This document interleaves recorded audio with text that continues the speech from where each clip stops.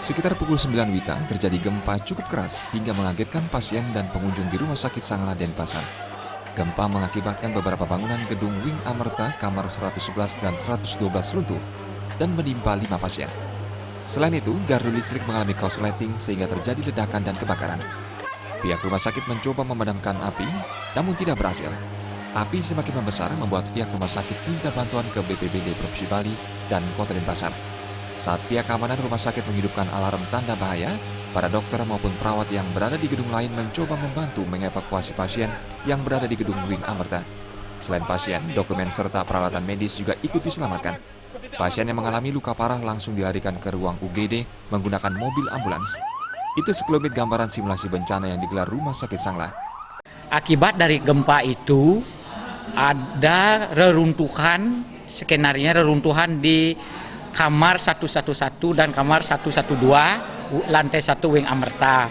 Akibat dari reruntuhan itu ada penunggu pasien menjadi korban, kurang 5 orang itu menjadi korban pasien. Akibat dari kebakaran ternyata pasien perlu dievakuasi, fasilitas harus dievakuasi, dokumen harus dievakuasi. Jadi itu yang kita tunjukkan pada hari ini.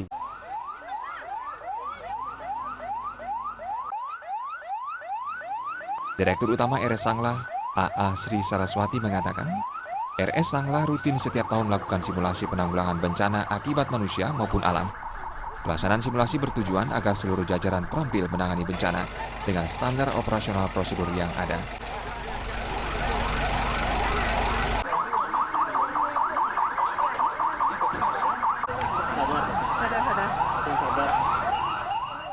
Diharapkan simulasi bencana ini dapat mengasah kembali skill para dokter, perawat maupun staf untuk siap siaga dalam penanggulangan bencana.